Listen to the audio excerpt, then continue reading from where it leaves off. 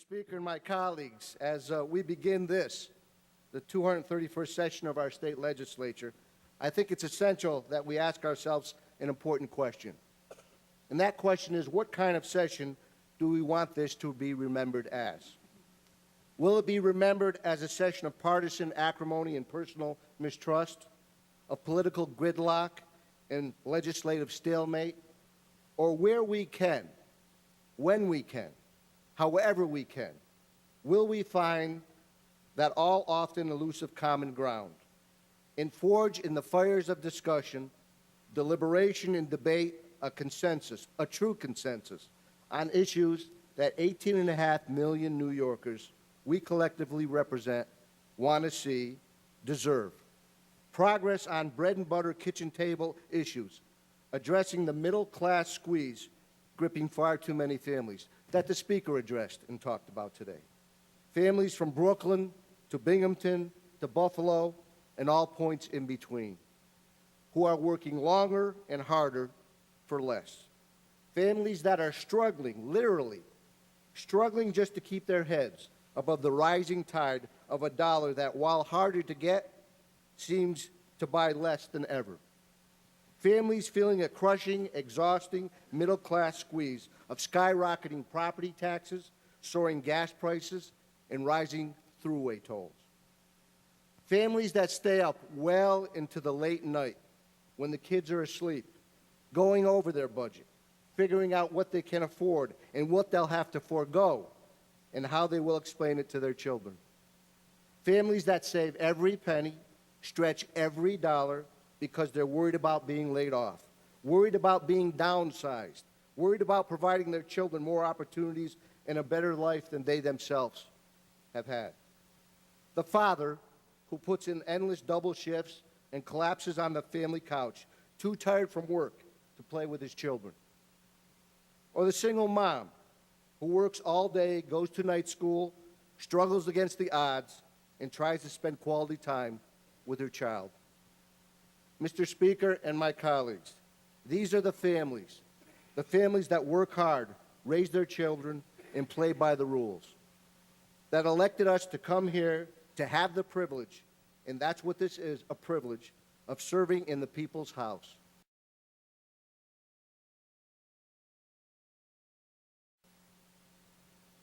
And enact an agenda that advances their needs, not those of any political party, or favored constituency, or personal whim.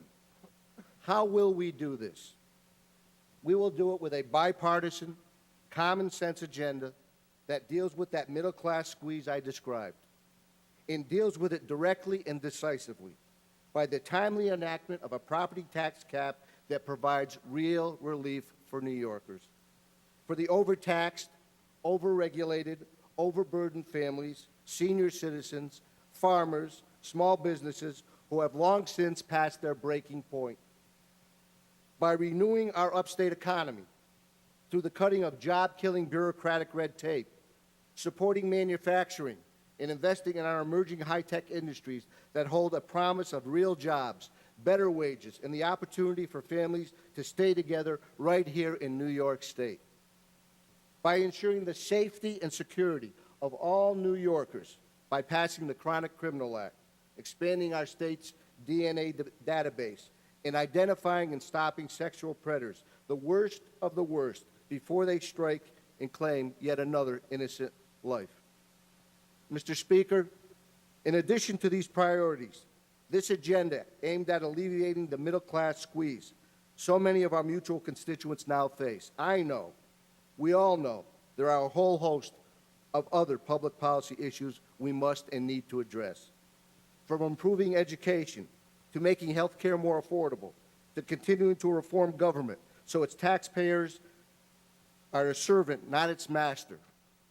But if politics is the art of making the impossible possible, then responsible governance is about setting priorities and sticking to them. I believe, our Assembly Republican Conference believes, the New Yorkers who pay the taxes and the bills for what we pass in this chamber believe that we must prioritize. For even the word government may mean different things to different people.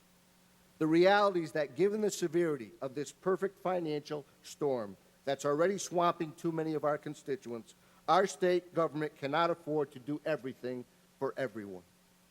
And it's incumbent upon each of us as legislators holding a sacred public trust to differentiate between the needs of the people we serve and the wants of the elected officials who are fortunate enough to serve them.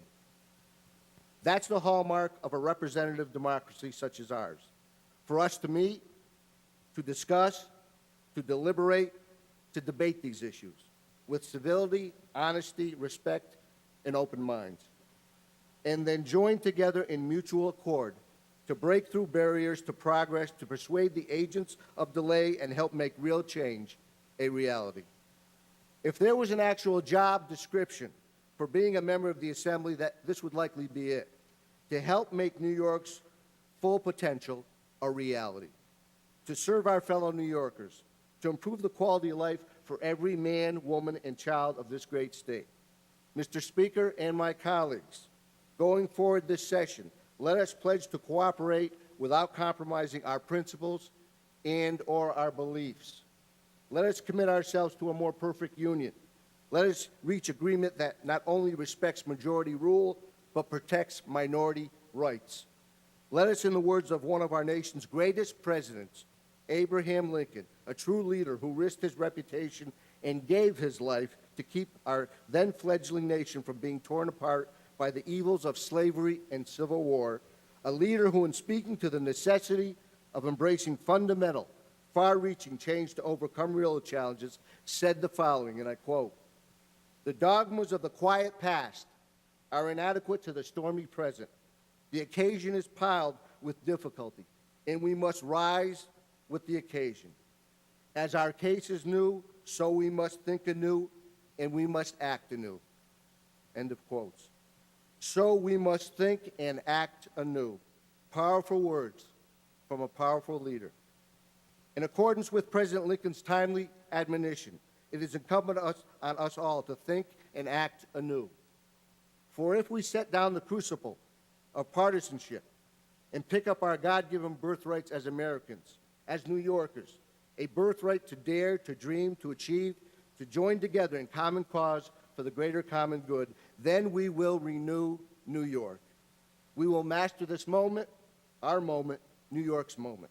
Mr. Speaker and my colleagues, thank you, and may God bless this House and our great state and its citizens. Thank you very much.